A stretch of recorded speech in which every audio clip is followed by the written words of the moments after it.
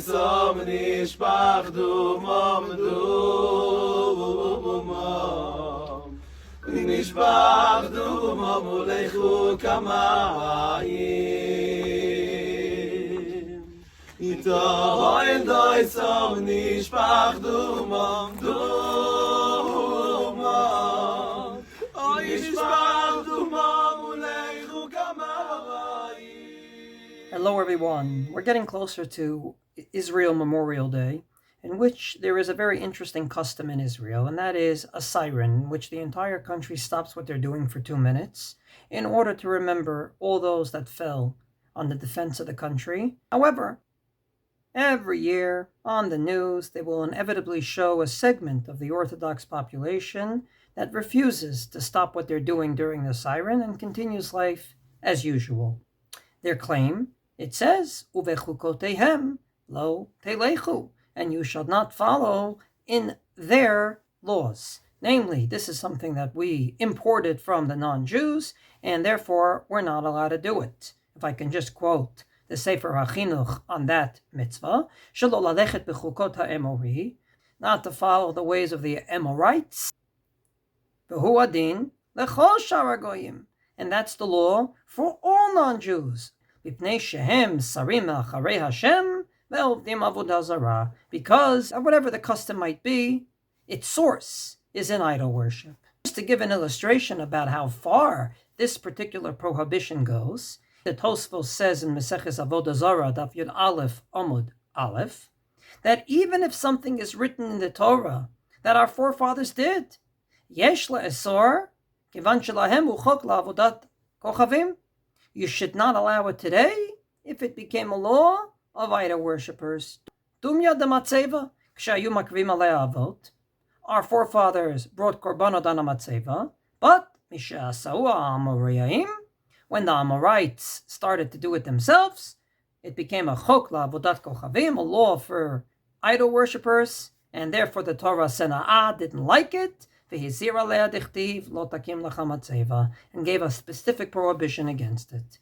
Are we allowed to stand for a siren, which is a moment of silence, which many non-Jews from different countries do? Is standing for the siren a violation of ובחוקותיהם lo תלכו, do not follow in their laws? Number one, the Yereim says this law is limited to the 7 nations. In his words, ולא תלך בחוקות הגויים, ולא תעשה כמעשיהם של 7 umot. We don't have the 7 nations today, the Amorites, the Yevusis, so therefore this law is off the books, no problem. Number 2, the Beit Yosef says that the only way it's prohibited is hadavar she'ein ta'amo nigle. If it's a chok, as the pasuk says, ובחוקותיהם, in their illogical laws, you shall not follow. As Rashi says there on the pasuk, anytime it says chok in the Torah, it means she'ein lahem tam ladavar. Or the Ramban, a little more subtle, he says that it may have a reason, but they don't tell you about it. Suffice it to say, the Gemara explains chok u davar bilti tam. Either we don't know the reason, or there is no reason.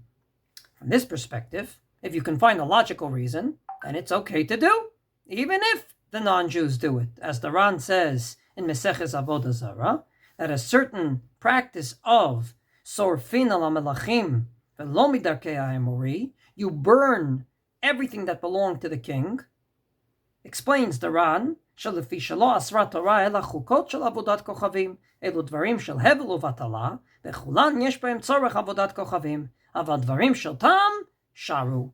It's only things you don't understand, but if it makes sense, like out of kavod for the king, we burn everything he used to wear so that no one else wears it, then you're allowed to do it. If it makes no sense, don't do it, because maybe its root comes from idolatry. And this is repeated years later by the Maharik, ובחוקותיה לא תלכו, אשר אין טעמו נגלה, כדמשמע לשון חוק.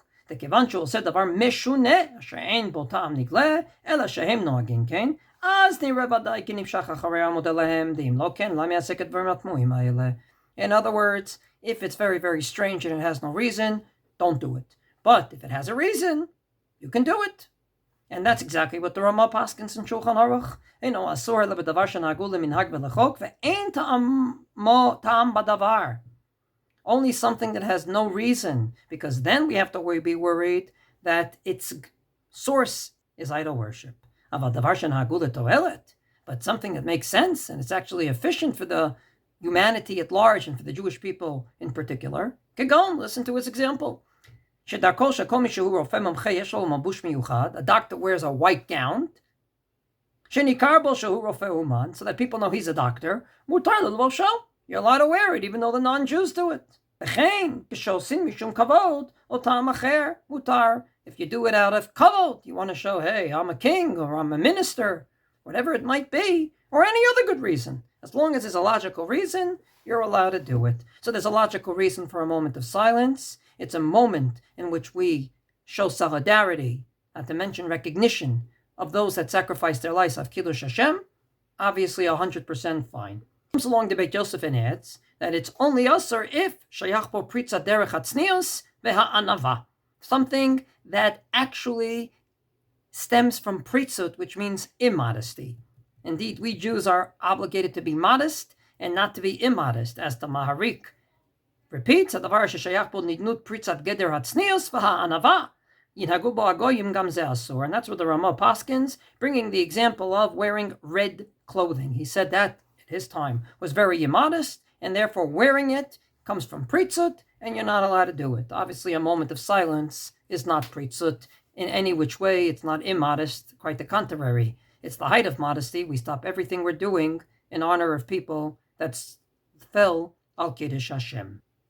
Shita number 4 is that this whole Isser is only when you want to be like them. In the words of the Beis Yosef, Dafka shu oseh kedei lihidamot alehem velo to'elet acheret. But if there's another reason to do it, not just to be like them, then it's okay. The Gemara in Masechet Sotah Daf Mem Tet Amud Bet talks about getting a haircut in a certain way that is darkei ha'emori. But if you're a minister, then it's okay. Explains the Bach. שרוצה להידמות ולנהוג כמותם, שנראה כשמו דלדתם, אבל מי שאין דעתו להידמות להן, אלא שצריך לבוש כמלבושיהם ולדמות להם, כדי שלא יהיו לו גנאי, אם לא ידמה להם, דבר זה לא אסרת תורה. Namely, if you're just doing it to be like them, no. But if you're doing it for whatever reason, for example, you're a minister in the government, everyone wears a suit and tie, and so do you, not to be like them, but because it's l'shem kavod, people should know you're a minister, then it's okay. And that's exactly what Rav Elchanan Wasserman, Hashem Yikom Damo, was far from being a modern Orthodox Jew, to say the least, and he says, Shena Yisor Elam Yuseken, Vipnei Shiratzonot Lihidamot Lahem, Avalim Osem, Vipnei HaToelet V'Akavod Mutar. It's only if you want to be like them, that's why you're doing it. I want to be like a non-Jew. But if you're doing it for a reason of kavod, or for efficiency, or for any other good reason, then it's okay, and obviously a moment of silence is for very good reasons. Finally, the most machmir position is Tosfos. The Tosfos says that even if this whole, whatever they do, makes no sense, if it isn't a pasuk in the Torah that allows it, you're not allowed to do it. And the Gemara repeats that. However, he adds, Kol davar she'eino osim zulatan mutar. If we would have done it even without them, then it's okay. Such as malbushim, clothing. We wear whatever clothing we wear. It's nothing to do with the non-Jews wearing it. It's comfortable. It makes sense to the climate we're in. And that's exactly what the Beis Yosef says. Im en malbusha Yisraeli mover ha'yadut or atzniut yoter me'oto shagoyim noagim bo en bo shum isur liYisrael. Namely, if you do it because we would have done it anyway, we have to find a way to go ahead and show solidarity and recognition with those that fell al Kiddush Hashem. You're allowed to do it, even if the non-Jews do it. So from this perspective, I find no halachic reason why not to stand in the siren. Tomorrow, we'll talk about what do you gain when you do stand in the siren, assuming that indeed, as we said today, there is no prohibition.